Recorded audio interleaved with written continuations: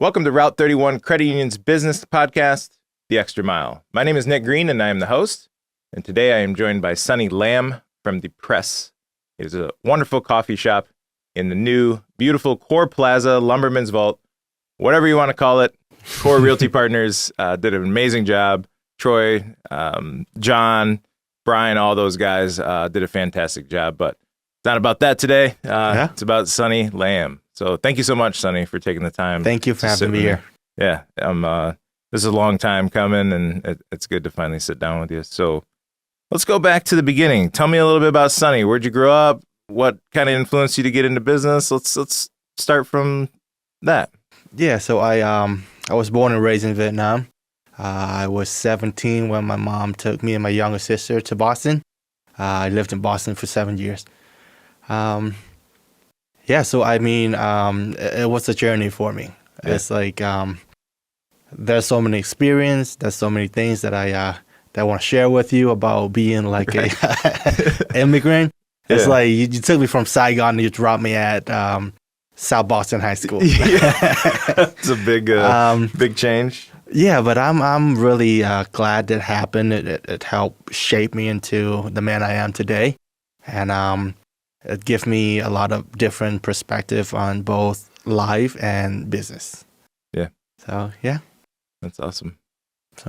So going back to that, you just kind of touched on it. You know, that upbringing kind of shaped the way you approach your business and everything like that. So you have The Press. You and your wife also own two other restaurants, Upleaf, and then what's the one in Holland again? It's still Upleaf. Upleaf. Okay, yeah. So Upleaf, another location in Holland. So you're kind of a little bit of a serial entrepreneur, which I love about you. So the food and drinks at The Press have a very unique Vietnamese influence. How did you decide what cultural elements to kind of bring into your restaurants? They kind of have like a lot of fusion with American flair and Vietnamese. So I can't speak for Upleaf. That's all. Yeah. That's all my wife. But right. The Press, it kind of represents my journey, represent my personality, who I've learned along the way. So like we took the core of Vietnamese cooking, Vietnamese cuisine, which is bold flavor and fresh ingredient. It's not about replicate or trying to copy the traditional recipes from Vietnam. With that core in mind, I develop it into something that I think the customer will like, and it's more like approachable. And it's like you take a Vietnamese traditional coffee, and then through a lot of trial and error, I turn it into like a dalgona, or I turn it into like Saigon essence.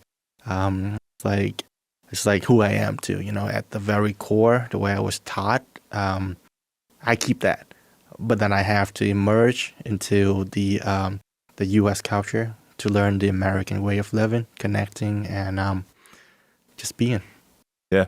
Yeah. So go back to Vietnamese coffee. Tell us the difference between the beans, because I didn't really ever understand that until you have a Vietnamese coffee and you're like, wow, that's really way stronger. It's great flavor. Yeah. But yeah, your heart rate gets up a little higher than the American coffee. So walk us through that difference. Yeah. So there are two types of beans when it comes to coffee: Arabica and Robusta beans. Robusta beans, especially the one that is grown in Southeast Asia, Vietnam, it has almost double the amount of caffeine, less sugar, and the flavor is just bolder. It's like earthy. It's like chocolate. Yeah. Vietnam is the second largest coffee exporter in the whole world, and all we export is a lot of that is Robusta beans. A small part of that is Arabica. So almost in all the blends that we're drinking today, it does have Robusta in it. Okay. But the thing is, when it comes to coffee, everything that can be done and are being researched right now is on Arabica beans, not on Robusta. Okay. So I want to bring that out. I want to bring Robusta. It's just like, it's good enough to stand on its own. Yeah. You know, it's good enough to be valued, to be looked into. That's why it's The Press. I mean, I also serve Arabica beans, but Robusta is my baby. It's where I am. It's where I come from, and where I wanna be. So you mentioned the Dalgona, which is my favorite drink. Yeah, I noticed. I think I have one every morning. Walk us through how I watching you back there really shows how much passion that you have for, and pride for your businesses, but also your culture. Because I've literally seen you start over because you didn't like the way that it frothed, or you didn't think it was hot enough, or something like that. And I really appreciate that because there's a craftsmanship, there's art, there's a respect to not only your business but your culture. So walk us through the Dalgona real quick. That drink is just incredible. So build it for us in your mind. So there are two types of Dalgona now: hot Dalgona and ice butter Dalgona. So like right after COVID, right? So Dalgona was like one of the hottest trend on TikTok or on social media. But they use instant coffee instead of like real fresh espresso coffee. Yeah. So I'm like, I like Dalgona. I like the foam. I like the texture. I like to drink it, but I don't like the instant coffee that much. Yeah. So I just try. I mean, I pour a double shot of espresso, and I try to come up with a way to make it to froth it, to make it foamy. Yeah. So through a lot of trial and error, we come up with a way to make that happen, and I'm really proud of that recipe. I mean, most of the specialties recipe that we have is like that. I mean, we come up with the recipe. We're not trying to catching up with the trend, or to just be there and sell the products. I mean, the price is not about that. That's not how I run my business, and that's not how I teach my children. I mean, core value, you got to start with love, respect, and bring value to your customers. Awesome. So Dalgona, the espresso's on top. Yeah. Right? Yeah. So you're flipping like a latte, essentially. Yes. On its head. Yep. And the best thing about Dalgona is with a little bit of condensed milk at the bottom, it holds your taste. Like after a while, your drink don't just go watery or just go like bad. Mm-hmm. The more you sip on it, the condensed milk will go through your skim milk, hit the coffee, and then into your mouth. So you got that full taste every time. Yeah. I mean, it's not like no matter how long it takes, but if you drink it within 40 minutes, we'll be fine. Yeah. It's it definitely has it's different. It's addicting also apparently, because I have way too many. So I love hearing about how you bring in the culture and everything. So what was the very first Vietnamese dish that you ever cooked? Pho. It got to be the pho. The pho is the heart of Vietnamese cuisine. And you remember seeing me with like gout attack, that one. That one. Yep. I love it so much. It's like, if I'm going to do it, I got to do it right. And I was taught not to waste any food. So, man, I eat a lot of sandwiches. Yeah. But it was a fun sandwich to make. We call it the Phenomenal. Okay. So what it is braised beef from cooking like the real bowl of pho. We put that into a sourdough with all like the fresh ingredient like Thai basil or green onion, cilantro, bean sprout. Then you press it together. Yeah. Then you dip it into the pho broth. I mean, it took me 3 months to come up with that recipe, and to where you'd serve it to the public. To where I would serve it to the public, and I really appreciate the all the people that is working at the bar and Core Plaza overall. Yeah, because like they would test everything I bring out. Yeah. And like I would ask them like hard question, hey, what do you think of this? Like, and they take the time to try and tell me, hey, Sonny, this is what we're missing. This is what I think will make it better. So we all gained weight from that recipe. Yeah. I got a gout attack for a trophy. Yeah. So I remember coming in and you were like limping around on some boot or something. Definitely. Like, what did you do? You like kick your dog or something? So it's been a hit then. It's almost like a Vietnamese influenced French dip. Yeah. It's like phenomenal? Phenomenal, yeah. I haven't tried it yet. So far, the comment and reaction from customers are really positive, and I'm happy about that. I think there is room for improvement, but let me recover my toe first. Yeah. We'll work on it. Then you'll work on that. Yep. Yeah. That's hilarious. You always, I think you'll always have the tendency to want to do better. I think that's just ingrained in who you are. So, and it's something I appreciate about you. So owning one business is hard. You guys have two others, and we're talking about the press today.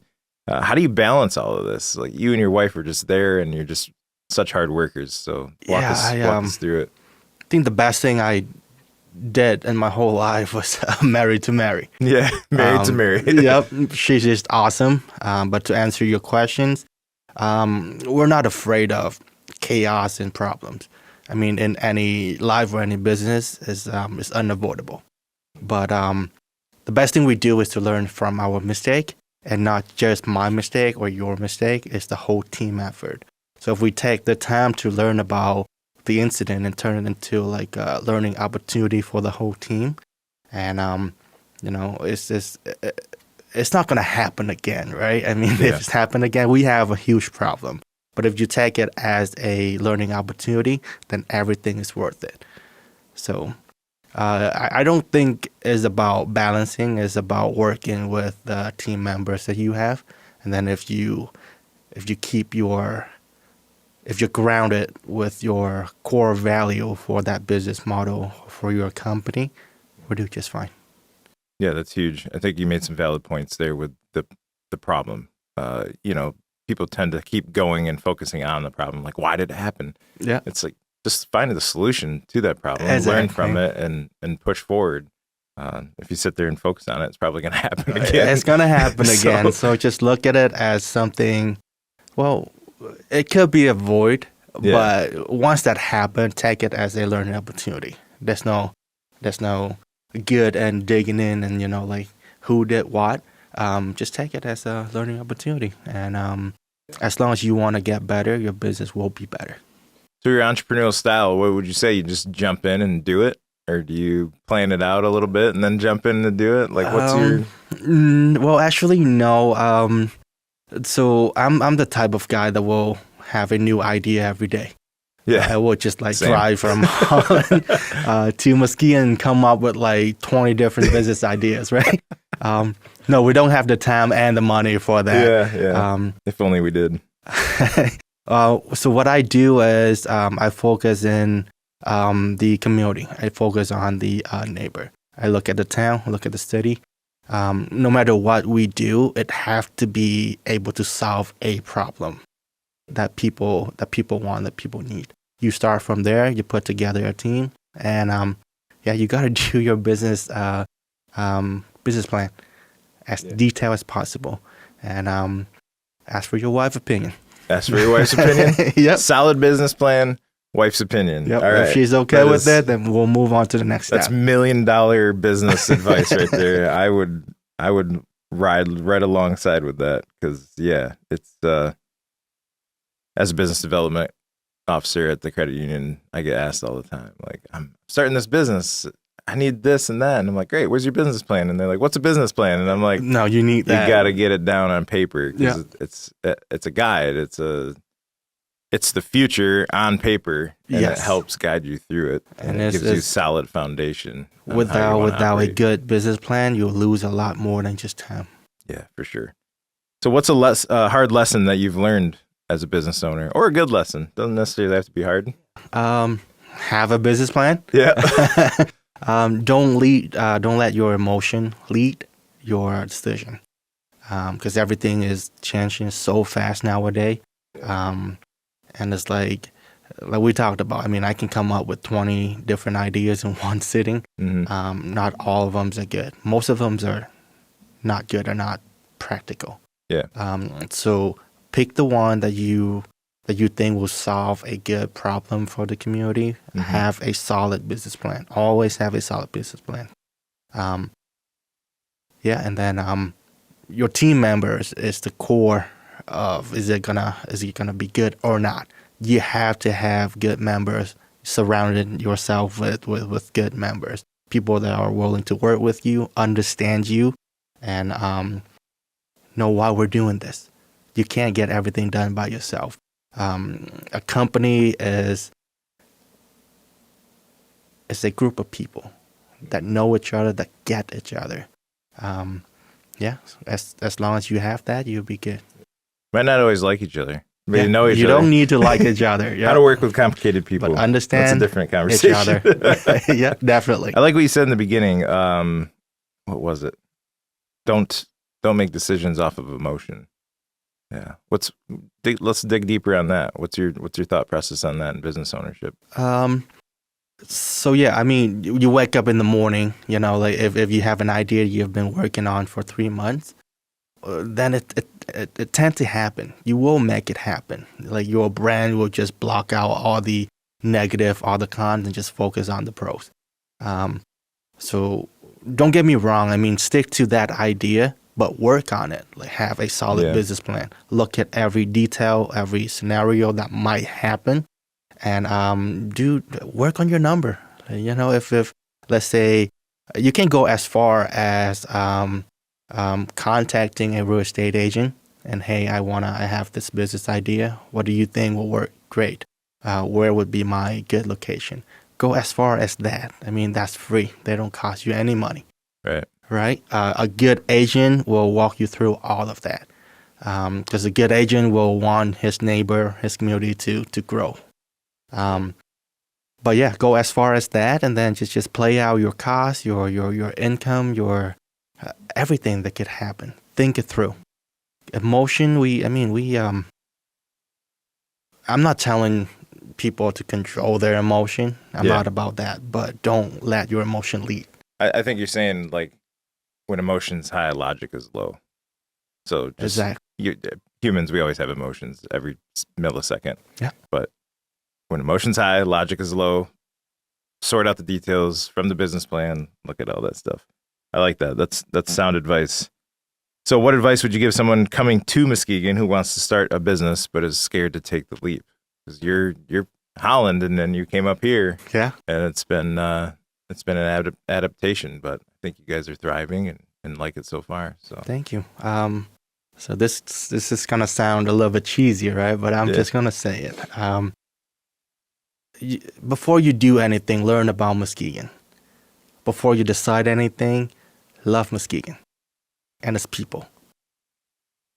Then, I mean, I'm a newcomer too. I found that it's really not hard at all. It was easy to fall in love with Muskegon. Yeah. And I smile all the time when I'm at the press. You do. Because you give love and they give love back. You can feel it right away. Yeah. Like positive energy out, positive energy in. It's just that simple. But learn about the town just like any other places in the world or in America. There's a room for improvement. There are room to grow. Mm-hmm. So pick your problem, solve that problem for Muskegon, and be part of that growth. Be authentic. Yeah. Yeah. It's funny you bring up your smile. This is gonna sound real cheesy too, but the first time I met you, actually, I think you were talking to Joe Keck, and he introduced me, and you were just like so smiley, and I was like, man, that guy's really smiley. And I'm not inherently a smiley person. I just never have been. Right. And every time I came into the coffee, like, you just have this big smile on your face, and I was like, that must be why he's named Sonny, because he just like brightens your day. He's just got that smile on his face. So I appreciate that about you. You always have a smile on your face. You're always ready to serve, and it's genuine, and that's hard to find sometimes. But the genuineness and the smile, it's made some of my rough days better instantly. So thank you. I'm glad. Thank you for that, Sonny. I'm glad you brought it up, actually. So, thank you for bringing that to Muskegon. Yeah, I coffee helped a lot. Yeah, I won't be that happy without coffee, right? So get your coffee. Get your coffee. Yep. But yeah, so I believe in positive energy. Yeah. Like I'm the team leader. If I don't smile, my team member will not be smiling. Right. And it's easy. I mean, when you smile to people, they will smile back. Yeah. They will. And that is just like a split second of human connection. It's just pure human connection. Yeah. Like if you're grumpy, then it's Yeah. not gonna be fun. But we're selling coffee, man. We're like the first people that you will see. Yeah. That's how you start your day. How you start your day. Yep. 100%. So I just need to drink more coffee and I'll be more smiley. Yes. I think it might be working, all those Dalgonas that I've been having lately. So talking about Muskegon, you hit on some points, solve a problem. You got to love Muskegon. You want to hit on what you're kind of working on right now? What you're transitioning, or you want to leave that? Yeah, right. absolutely. So I'm working on getting my commercial real estate license.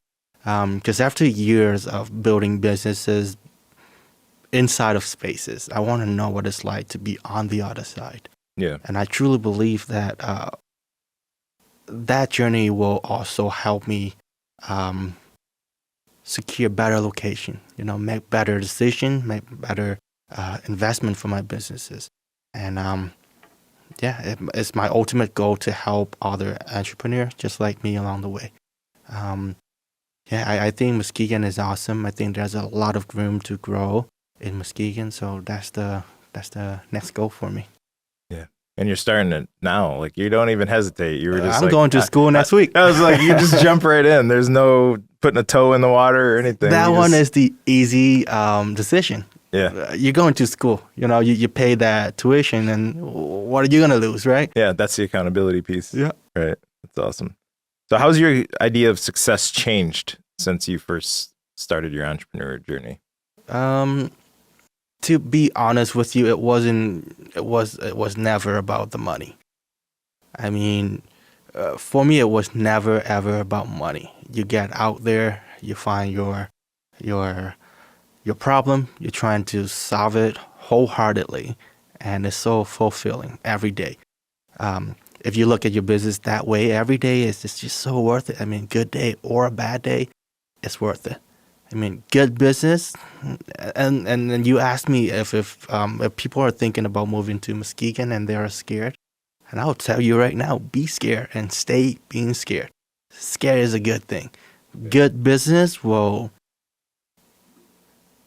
keep you on the edge, and great business will keep you on your toe all the time. It could be fun, but you can't lose your focus no matter what you do. So it's like having a business like a marriage, right? Yeah. Hard work is required at all time, but the love keeps you going. But unlike your partner, right? If you compromise on the quality, your customer will not forgive and they will not forget. Yeah. So, every sale we make to old or new customer, you gotta treat it like their first time. So trust is earned, and we have to earn it every single time they come in, no matter what your service is. And I've been thinking like that, right? So my word is my everything. Yeah. Like, it's everything I have, and it is everything I will ever own in this world. It's my word, my honor. If you can think of it that way, then you're ready to do anything. I love it, man. You got a lot of good advice. Thank you. We talk a lot in the mornings, and I always enjoy our conversations. Me Sometimes they're really just fly by the seat of your pants, and sometimes they get deep like this. But you always make me think differently. And you too. Yeah, you give me a lot to think about too. Yeah, I have honest feedback a lot, and I think we both respect each other in that Absolutely. way. So it's been cool. So let's have a little fun with this. What's something people would be surprised to learn about Sonny? I don't drink that much. I don't drink that often, but when I do, I drink a lot. I like to have fun. like the last trip to Vietnam with Troy and Carly. Man, we took over the stage. It was like a live stage with like live singer and a live band. I mean, I love to have fun. Don't get me wrong. I'm not like all serious. Yeah. I mean, I will get serious when I need to. Yeah. But overall, I mean, if you get with me, it's fun. It's fun. I'm not, doom and gloom. Have fun. That's awesome. So you went to Vietnamese, went back to Vietnam recently, with who was it? Troy Wasserman and his wife Carly. Cool. They are awesome. Yeah. Like, I thought that I have to like keep an eye out for them, but it's the opposite way. Yeah. Like they keep an eye out for me. Like, Yeah. Sonny, you can't do that. Come back here. But they are awesome. So we travel from south to north of Vietnam, like all the way near the border of China, Wow. and all the way back to Saigon. It was really fun. Yeah. So you saw some family there. Did a little. What else did you do? Some business research. Yes, a Look lot of into some- business research, but the way it works over there is like you just think about a business idea, and there will be a company that will take care of your business idea for you, or at least it's just what they're doing. So no, it was a vacation for all of us, but we learned so much more along the way, and I feel like that everywhere I go. So it was fun and benefit at the same time. Yeah. You brought back some great ideas too, and some great insight. So excited for the future on that. So I brought back a new recipe for the press. It is coconut coffee. We Okay. call it cocolada. Cocolada. Yeah. All right. So the texture of the coconut is just like a coconut ice cream Yeah. with a double shot of espresso. It's really good. I haven't tried it yet. Why haven't I tried it yet? Well, I don't. Are we I don't, going right after this to try it? I can make it for you, but it's not on the menu just yet. All No, right. gotta wait for the summer. VIP treatment. I like it. Yeah. So, are you working on any Muskegon-inspired Vietnamese American fusion dishes Yes. at the moment? Definitely. I'm working with Troy on this actually. So he's love to fish. So I'll Okay. have like a fresh catch of the lake panini. Okay. We're working on that. You know, Okay. like deep Fish fried panini. fish. Yep. Okay. So Sonny and I, Sonny was so gracious to offer Route 31 Credit Union as the business of the week. Absolutely. And so he's going to allow us to put our advertising in his shop, and Route 31 is actually going to offer $1 off any coffee at the press with Sonny. So Muskegon can try it. It's good stuff. They open. Tell us about your hours, when you're open. Let's walk through that real quick so the community knows when to come check you out and take advantage of this promotion. Yeah, so it's 7 days a week. Monday to Thursday is from 7 to 3. And then Friday and Saturday is 7 to 8 at night. Sunday from 8 to 6. But it is my pleasure to work with you on this event. I truly believe in your company, and I just doing my part to spread out the good words. Yeah, collaboration. Businesses thrive, communities thrive. Absolutely. Good stuff. Thank you so much, Sonny, for your time My today. pleasure. It's been really fun, man. We'll have to do this again, part 2, when everything else gets rolling. And I appreciate you a lot and glad that you were able to join me today. Absolutely. Thank you for having me here.